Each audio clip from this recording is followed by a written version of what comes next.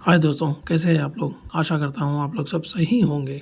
पिछली बार के टॉपिक में हमने देखा था किस तरीके से जो है अपन टनेज और CFMs वगैरह अपन जो है अपने टैगिंग में लेके आते हैं। वो हालांकि अपन कर सकते थे हीट लोड कैलकुलेशन से, बट हीट लोड कैलकुलेशन के लिए फिर और थोड़ा टाइम लग जाएगा। आप एक काम करते हैं, अपन एक सेपरेट डेडिकेटेड वीडियो बनाएंगे अपन हीट लोड के कैलकुलेशन के बारे में। उसके बाद में वो कैलकुलेशन से CFM निकालने का अपन आप आगे देखेंगे। बट अपने को क्लास कंटिन्यू होने के लिए मैं काम करता हूँ, एक थंब रूल के हिसाब से ले लिया था मैं। जैसे अपने थंब रूल यूज़ करते हैं टनेज इक्वल टू 0.08, वो टन है वो ले लेके अपन अपना जो क्लास है जो आगे लेके बढ़ते रहेंगे अपन। तो वहाँ से हमने देखा किस तरीके से हम टनेज निकाला, किस तरीके से हमने CFM निकाल लिया। अब CFM निकालने के बाद में यहाँ से हम देखेंगे ये CFM पे अपने को सिलेक्शन करेंगे डिफ्यूज़र का, और उसी तरह जो है यहाँ पर अपन प्लेसमेंट करके देखेंगे। अब यहाँ पे देख सकते हैं कि लॉबी में 1740 CFM जा रहा है। तो उसको एक काम करता हूँ, मैं तीनों में डिवाइड कर लेता हूँ। तो मेरे को एक CFM जो जाएगा 580 CFM। तो एवरेज में मेरे को देखिए यहाँ पे 500, तो यहाँ पे देखिए पूरा 500 है, यहाँ पे भी 500 है, यहाँ पे भी 500। तो एवरेज मेरे को 500 CFM का डिफ्यूज़र सेलेक्ट करना पड़ेगा। तो एक काम करते हैं अपन, यहाँ पे कैटलॉग में चले जाएंगे। यहाँ पे देख सकते हैं नेक साइज़ है, और ये और बी जो है फेस है, ये जो है नेक है। तो अपने को बी से ये साइज़ यहाँ से कैटलॉग से मिल जाएगा, उसका वो ये साइज़ लेकर अपन बी साइज़ को आराम से सेलेक्ट कर ले सकते हैं। जैसा कि फॉर एग्जाम्पल यहाँ पे देख सकते हैं 4 साइड वे है, 4 वे से डिफ्यूज़र साइड, 3 साइड वे है, और 2 साइड है, 1 सिंगल साइड है। तो ये अपने को डिफरेंट एप्लीकेशंस पे यूज़ होगा। जैसा कॉरिडोर है, वहाँ पे अपने को 2 साइड ही मतलब लेंथ वाइज रहेगा ना अपना कॉरिडोर, तो अपने को 2 वे ही वर्क करेगा। तो अपने को 2 वे लगाना पड़ेगा वहाँ पे। तो आप डिफरेंट एप्लीकेशंस पे आप डिफरेंट टाइप डिफ्यूज़र्स यूज़ कर सकते हैं। जैसा कि अब हमने यहाँ पे 4 साइड यूज़ करते हैं, 4 साइड के ऊपर अपन डिस्कस करते हैं। आप अपने एप्लीकेशंस के इसके ऊपर से 3 साइड भी कर सकते हैं, 2 या सिंगल साइड भी कर सकते हैं। अब देखिए अपने को, जैसा कि अपन सिलेक्शन के टाइम में मैं अपने को डॉक्यूमेंट बताया था कि अपने वेलोसिटी कितना रहेगी डिफ्यूज़र्स के लिए। तो डिफ्यूज़र्स के लिए अपने को जो है जनरली 500 FPM लेते हैं, फीट पर मिनट अपन जो है इसके लिए लेते हैं। किसके लिए? एयर टर्मिनल्स के लिए। तो यहाँ पे मैं सेलेक्ट कर लिया, कर लेने के बाद CFM अपना कितना था 500 CFM। तो अब इसको ड्रैग कर लेके नीचे आइए, आपको देखिए कहाँ पे आएगा। आपको यहाँ पे देखिए, यहाँ पे अपने को आ रखा 12/12 के पास अपने को 500 CFM मारा। प्लेसर मैंने सुना 580 CFM है, तो 80 CFM में तो कुछ प्रॉब्लम में नहीं होगा। बट अपने को ऑल्टरनेट बोले तो फिर 780 बहुत ज़्यादा हो जाएगा। तो 500 पे अपन स्टिक होते हैं। और यहाँ पे देखिए अपना नॉइस क्राइटेरिया भी 35 अपना डेसिबल्स था, तो उससे नीचे ही है अपने को, तो ये सेफ रहेगा। और 14-19 क्या है अपने को थ्रो है, मतलब 14 फीट तक थ्रो करेगा अपना, 14 से 19 फीट के अंदर तक के थ्रो कर सकता है। ये 12/12 का नेक का साइज़ अपन ले लिया। तो यहाँ पे अपने को ये अपने को परफेक्टली नॉइस क्राइटेरिया पे कम है, और वेलोसिटी भी जो अपनी है डिज़ाइनिंग के लिए वही ले लिया हमने, और CFM भी वही मैच कर रहा है। तो अपने को ये 12/12 अपन ले सकते हैं। 12/12 बोले तो कितना रहा, नेक्स्ट साइज़ अपने को देखिए फेस है 435 इंटू 300। तो अपने को ये साइज़ लेके अपन डिफ्यूज़र को ले लेते हैं। अब देखिए यहाँ पे गया मैं, यहाँ पे जाके यहाँ पे देखिए मैं एक डिफ्यूज़र मैंने टाइम सेव करने के लिए यहाँ पे बना लिया हूँ। तो ये किस तरीके से अपन डिफ्यूज़र बनाते हैं मैं काम करता हूँ। मैं यहाँ पे आपको ऊपर में एक आई बटन दिखेगा, आई बटन को क्लिक करिए, आपको डिफ्यूज़र को किस तरीके से हम अपडेट करें वो वीडियो आपको नज़र आ जाएगी। तो वहाँ से आप उसी तरह आप भी अपडेट कर सकते हैं आपके फैमिली को।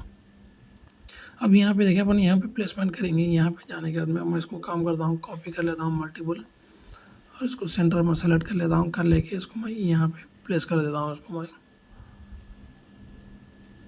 इसको यहाँ पे एक, फिर उसके बाद कॉपी, फिर यहाँ पे उसी तरह अपने को रिटर्न का भी यहाँ पे ऐसी चीज़ है, यहाँ पे रिटर्न का भी है मेरे पास में। देखिए रिटर्न यहाँ पे भी है, इसको भी हम यहाँ पे ले लेंगे रिटर्न, कॉपी, यहाँ पे रिटर्न।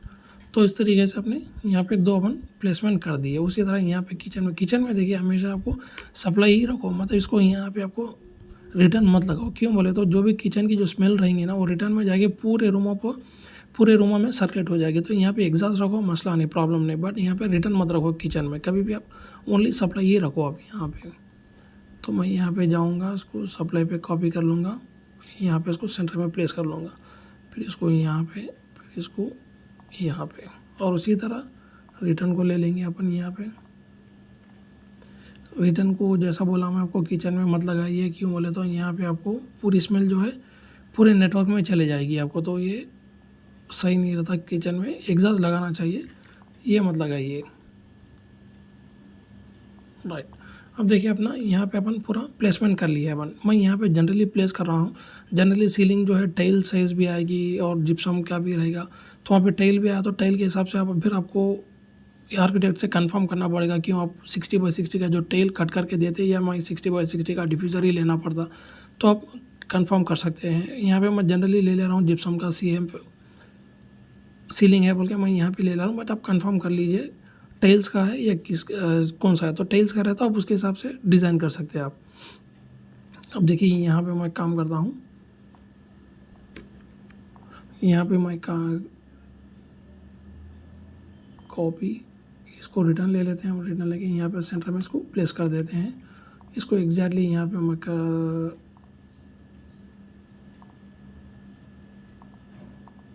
यहाँ पे ले लिया और इसको यहाँ पे रख देते, यहाँ पे प्लेस कर देते हैं। फिर इसको भी सेम एग्जैक्टली इसको मिरर कर लेते हैं।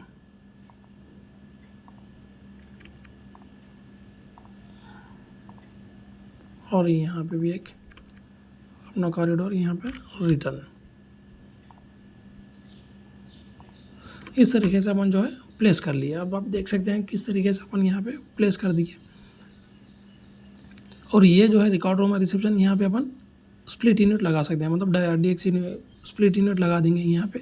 उसके पे ऊपर भी आपको एक नॉलेज आ जाएगा। यहाँ पे अपन चिल वाटर यूज़ करें, यहाँ पे अपना DX सिस्टम यूज़ कर ले, तो अपने को दो भी नॉलेज मिल जाता है कि प्रोजेक्ट के ऊपर। अब यहाँ पे देखिए हमने पूरा सीलिंग डिफ्यूज़र तो लगा दिया। यहाँ पे सीलिंग पे काम करता हूँ मैं। पहले सीलिंग का लाइट लेना भूल गया मैं, यहाँ पे काम करता हूँ। इसको मैं ड्रॉप डाउन करके इसको पहले डायमेंशन चेक कर लेता हूँ सीलिंग का। सीलिंग का हाइट देखिए अपना 3 मीटर है। तो एक काम करता हूँ मैं इस यहाँ पे जाके पूरों को क्लिक करके यहाँ पे फ़िल्टर में जाने के बाद में इसको चेक नन करके ओनली टर्मिनल्स को क्लिक करके यहाँ पे इसको आगे 3 मीटर्स कर दीजिए आप हाइट। अब देखिए अब आप जाके सेक्शन में देखिए पूरे जो है डिफ्यूज़र्स अपने यहाँ पे देख सकते हैं पूरे सीलिंग पे प्लेस हो गया हमारे डिफ्यूज़र्स। और उसके बाद में यहाँ पे अपन क्या करेंगे, डिफ़ॉल्ट यहाँ पे CFM दे देंगे पूरों को। यहाँ LPS है तो इस काम करते हैं, इसको चेंज करके अपन CFM में लेके आ जाते हैं। यहाँ पे गए कॉमन HVAC और यहाँ पे एयर फ्लो पे देखें लीटर पर सेकेंड, इसको ड्रॉप डाउन क्यूबिक फीट पर मिनट, इसको CFM हो गए। अब आपको आसानी हो जाएगी। अब इसको क्लिक करिए, इसको क्लिक बने कहता 5 एक काम करते हैं अपन 507 CFM इसका है और इसका 490 है 490।